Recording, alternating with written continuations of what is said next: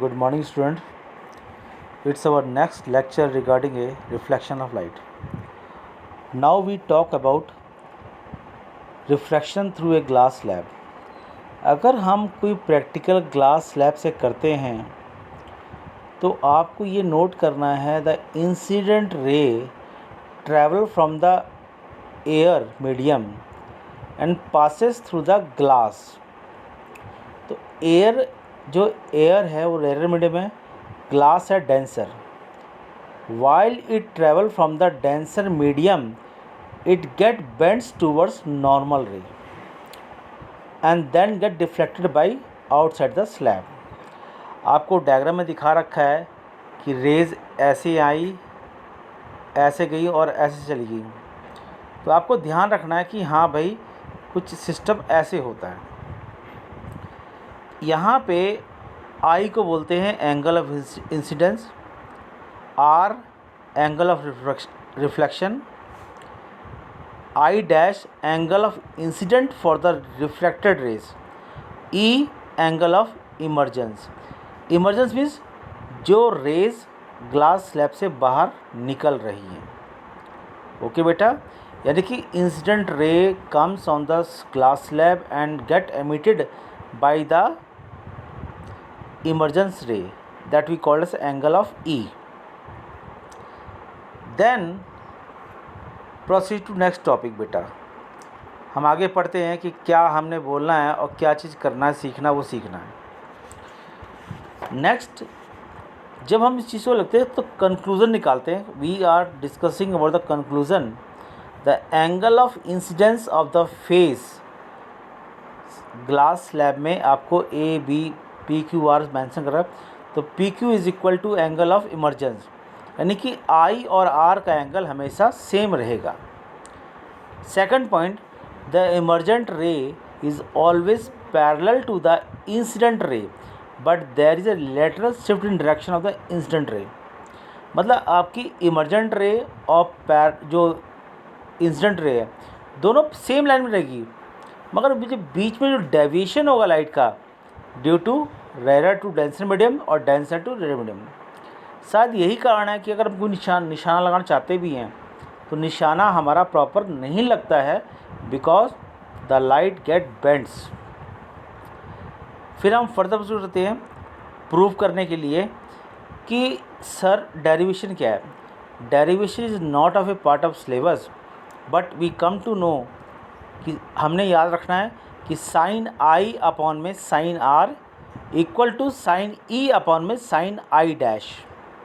आपको सिर्फ फॉर्मूला रखना है. This is given by the Snell law. Already I have talk about the last lecture कि what is Snell law. तो आपने उसको जाना है. डेरिवेशन सीखनी नहीं है मगर समझना है कि हाँ something like that it is happen. अगले टॉपिक को आते हैं लेंस. किस पे आते हैं बेटे?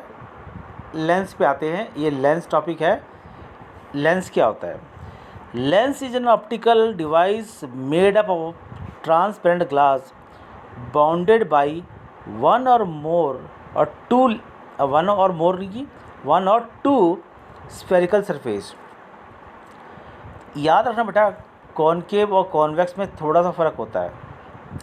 आपको ध्यान कि कॉन्वेक्स क्या होता है? The lens which is thicker at middle and the thinner at the as.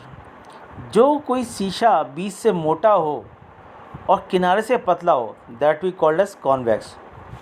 और कोई शीशा बीच से पतला हो आउटर से थिक हो उसे बोलते हैं कॉनकेव. तो here it is diagram is given. Concave और कॉन्वेक्स का डायग्राम दे रखा है तो आप उसको फॉलो करोगे. नेक्स्ट जैसे ही हम प्रोसीड करते हैं टॉपिक पे कि क्या डायग्राम आएगा क्या नहीं आएगा उसको हम फॉलो करते हैं. ओके बेटा, तो we are discussing about the types of concave lens.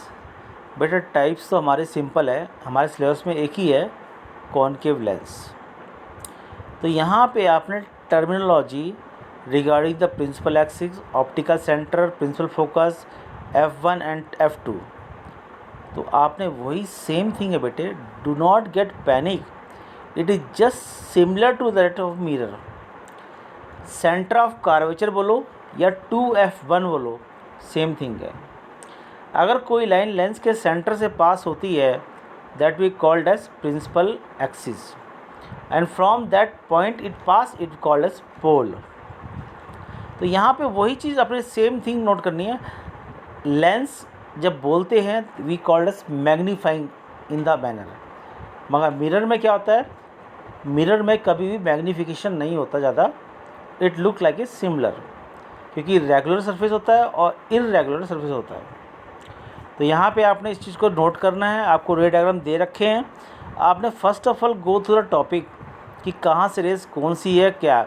जैसे बोलते हैं concave lens, concave mirror is a converging and convex is a diverging. Diverging और कन्वर्जिंग को सीखने के लिए आप सीखोगे तो आपको आसान लगेगा कि रे डायग्राम किस किस काम के हैं बेटे, इससे आपको आसान लगेगा।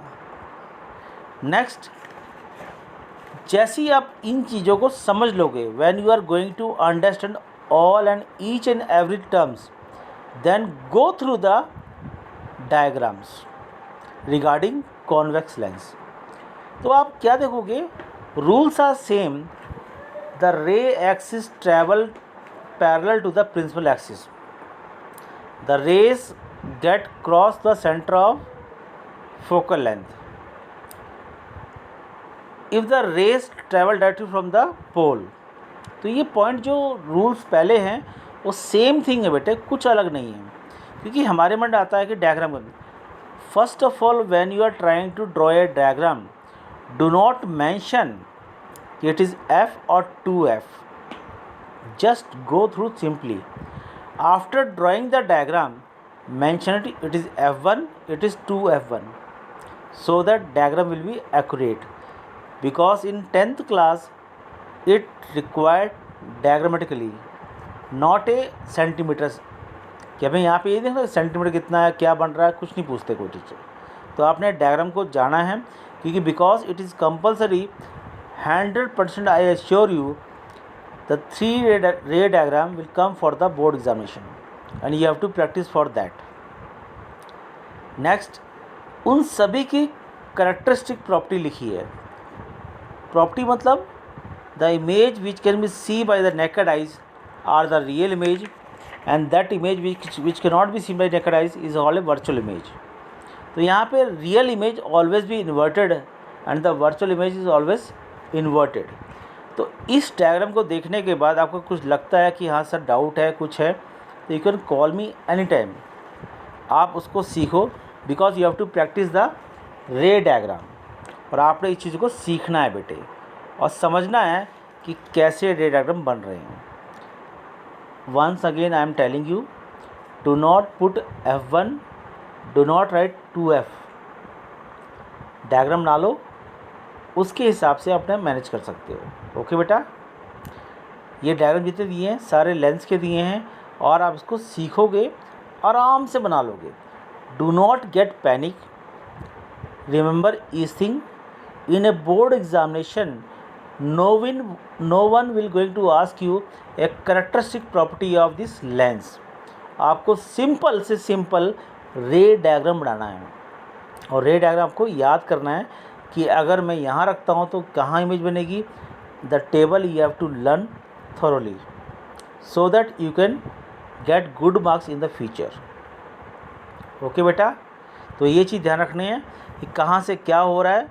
जैसे मैं एग्जांपल लेता हूँ कि अगर आपने कोई ऑब्जेक्ट 2f से बाहर रखा है, you have place the object behind the 2f, then the image will form between f2 or 2f2. You can say that the image will form between focal length and the center of curvature. तो lens के रे diagram के हिसाब से आप calculate करके बना सकते हो कैसे बनाना है। बनाने के बाद f और 2f को लिखो और मेंशन कर दो। No one will going to deduct mark the, no one will going to deduct the marks from your syllabus. यानी कोई भी टीचर आपके मार्क्स नहीं काटेगा, because it is a manually.